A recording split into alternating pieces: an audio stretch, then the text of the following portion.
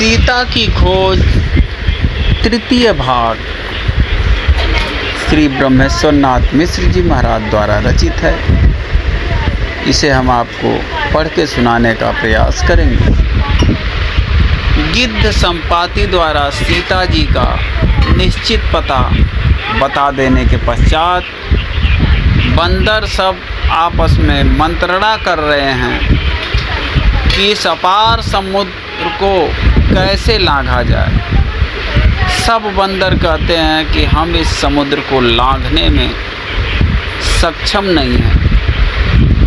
अंगद कहते हैं कि हम लांघ तो सकते हैं पर लौटने में शंका है। तब जामवंत जी ने हनुमान जी से कहा कि तुम तो पवन के पुत्र हो, तुम्हारा बल पवन के ही समान है, तुम क्यों चुप हो।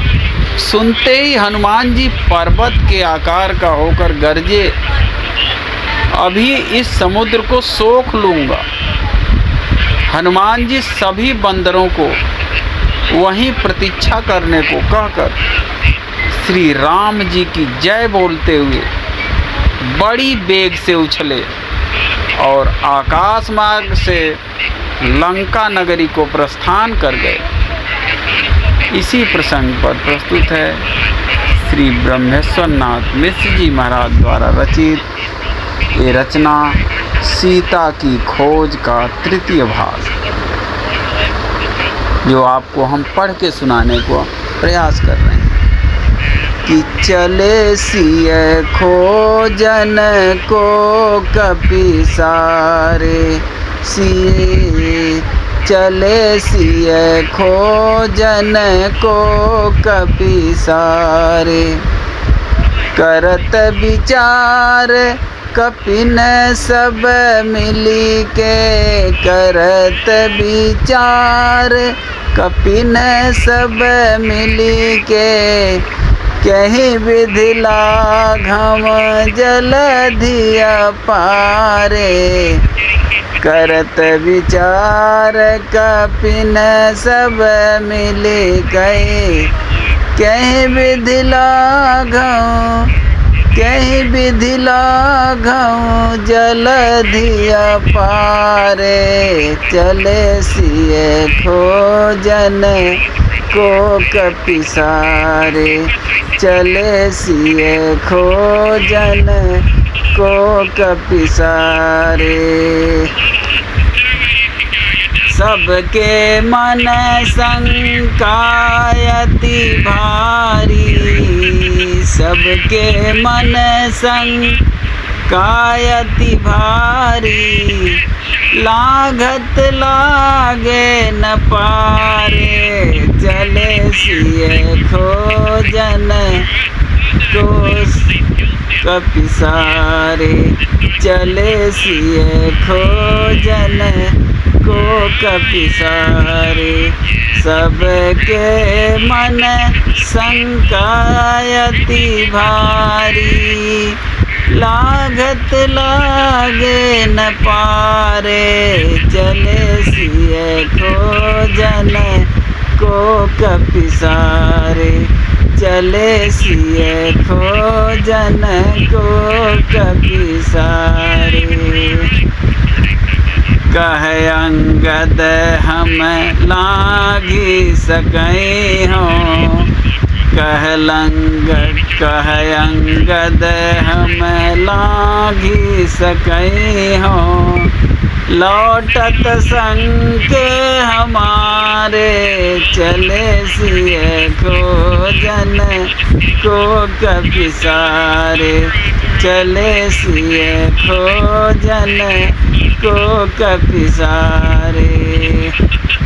जामवंत तब बचन सुनाए, जामवंत तब बचन सुनाए।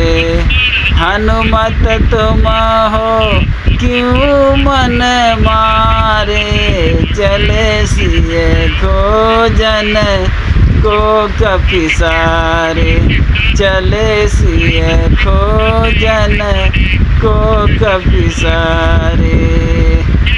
पवन तनय बल पवन समाना, पवन तनय बल पवन समाना। काहे तो चुप हो ठाढ़े, चले सिय खोजन को कपि सारे, चले सिय खोजन को कपि सारे, चले सिय खोजन। भय हनुमंत पर्वताकारा, भय हनुमंत पर्वताकारा। सोखौं जलधि अपारे, चले सिय खोजन को कपि सारे, चले सिय खोजन को कपि सारे, चले सिय खोजन। चले प्रभंजन सुत नभ मार्ग, चले प्रभंजन सुत नभ मार्ग। जय श्री राम उच्चारे, चले सिय खोजन को कपि सारे, चले सिय खोजन को कपि सारे, चले सिय खोजन। प्रभंजन का मतलब होता है वायु, और प्रभंजन सुत का मतलब होता है वायु पुत्र हनुमान। तो मित्रों, ये श्री ब्रह्मेश्वर नाथ मिश्र जी महाराज द्वारा रचित रचनाएं आपको कैसी लगी, कमेंट बॉक्स में अवश्य बताएं। फिर मिलते हैं अगली रोचक जानकारी, कहानी, कविता, भजन के साथ। तब तक के लिए जय श्री राम।